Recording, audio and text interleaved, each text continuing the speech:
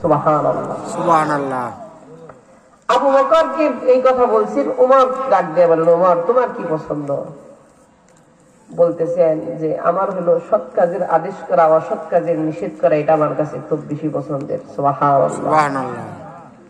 উসমান রাদিয়াল্লাহু তাআলা আনহুকে জিজ্ঞাসা করেছেন তোমার কি পছন্দ? কয়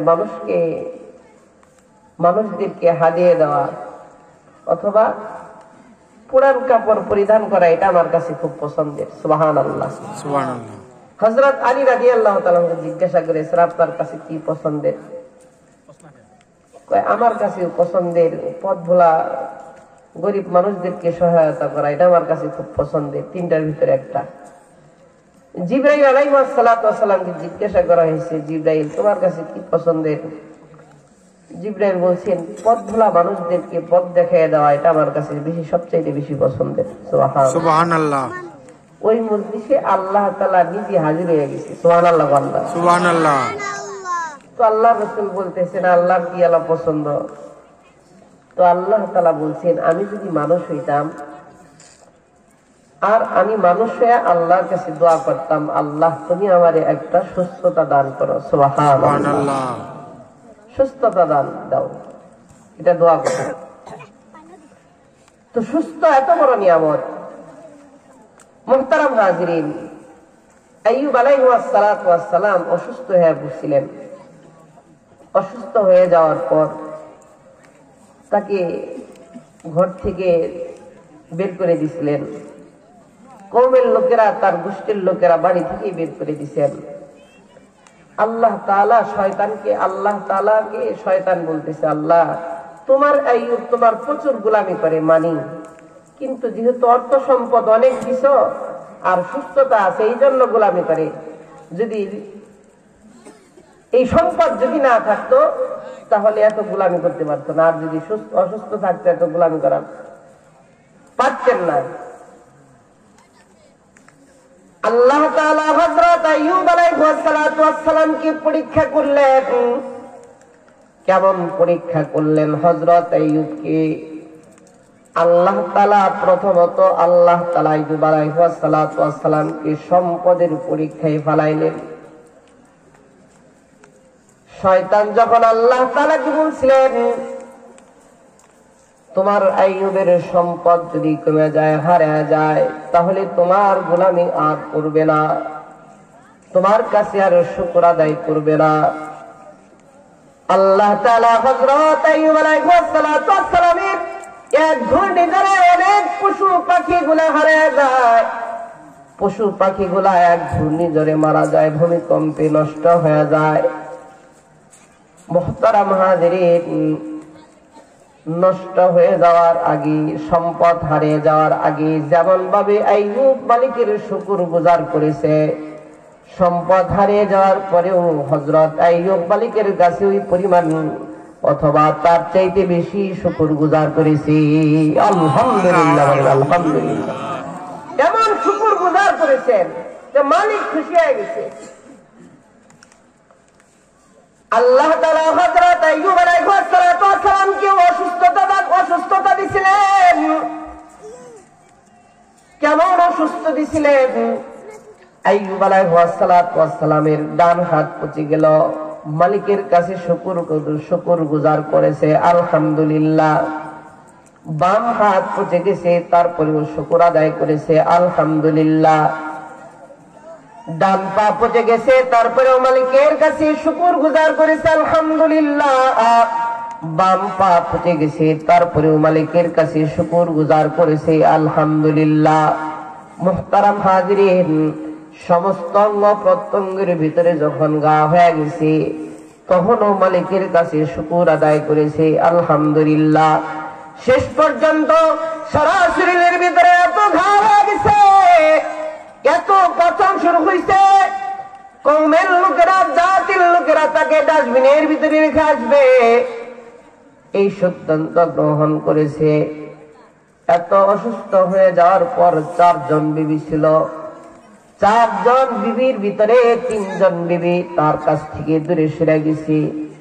না, এ অসুস্থ হয়ে গেছে, এর কাছে আর থাকবার চাই না, তিনজন বিবি তার কাছ থেকে দূরে সরে যাওয়ার পর আইয়ুব আলাইহিস সালাম একদিন দেখে বিবি রহিমা কাপড় চোপড় একটা গাঁটটি পুস্কা গুল করতেছে।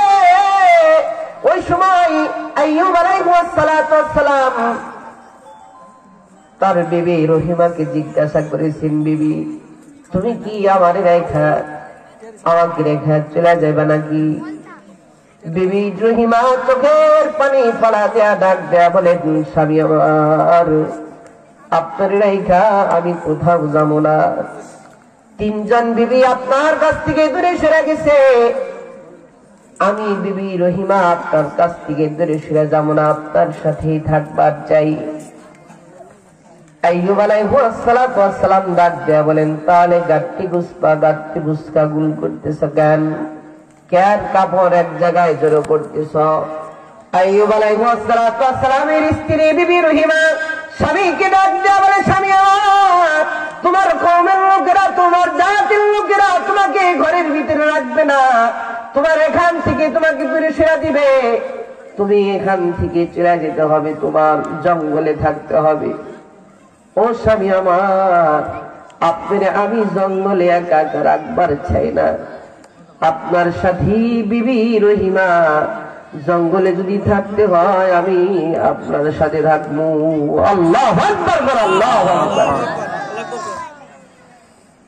বিবি রহিমা স্বামীর লইয়া জঙ্গলের ভিতরে চলে গেছে।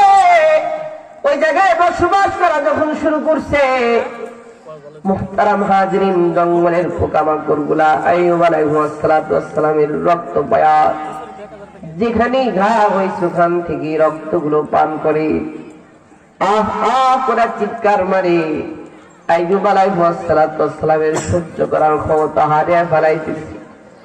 আইয়ুব আলাইহিস সালাম ওই সময় আল্লাহর কাছে আসমানের দিকে তাকাইয়া আল্লাহকে ডাক দেন, আল্লাহ, হাত পা গেছে, তোমার কাছে শুকর গুজার করেছি, বাম হাত সমস্ত অঙ্গ প্রত্যঙ্গের ভিতরে ঘা হয়ে গেছে, তোমার কদমে সেজদায় লুটিয়া পড়া শুকর গুজার করি।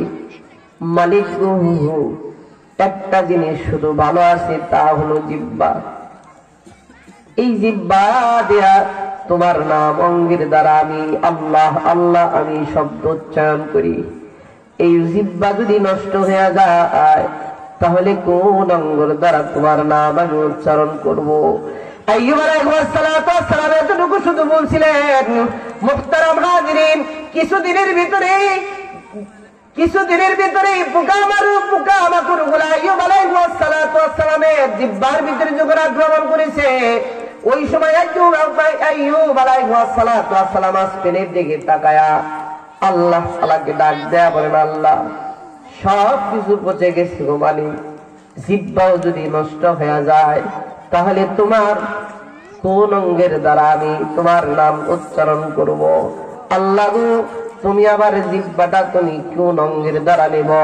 তারপরে হযরত আইয়ুব আলাইহিস সালাম মালিককে ডাক দেয়া বলেন, আল্লাহ, তুমি আমার জিহ্বাটারে নষ্ট করো না, তার কারণ তুমি তো সুস্থতার মালিক, অসুস্থতার মালিক, তুমি তো আমার অসুস্থতা দিচ্ছ। আল্লাহ, তুমি তো দেখতেছ কোন দিন তুমি আমারে সুস্থ করবা। মুহতারাম হাজিরিন, এমন ডাকাডাকির পরে আল্লাহ তাআলা আইয়ুব পয়গম্বরের আল্লাহ তাআলা ডাকাডাকিটা ধৈর্য ধারণটা খুব পছন্দের হয়ে গেছে। আল্লাহ তাআলা রাজি হয়ে গেছে বান্দার উপরে, আইয়ুব নবীর উপরে পাগল হয়ে গেছে। আল্লাহ তাআলা ডাক দেয়া বলে, আইয়ুব, ওই যে পাথরের উপরে একটা আঘাত করো, ওখান থেকে পানির ফোয়ারা বের হবে, ওই পানি দিয়া যদি আইয়ুব তুমি যদি গোসল করে ফেলাও, আগের মতো তুমি আবারও সুস্থ হয়ে যাইবা। আল্লাহু আকবার, আবার সুস্থ হয়ে যাইবা। আইয়ুব আলাইহিস সালাম পানি দিয়া গোসল করার পরে সাথে সাথে আবার আগের মতো সুস্থ হয়ে গেছে। সুবহানাল্লাহ, সুবহানাল্লাহ। আরেকটু সবাই জবান খুলে বলেন না, আল্লাহু আকবার।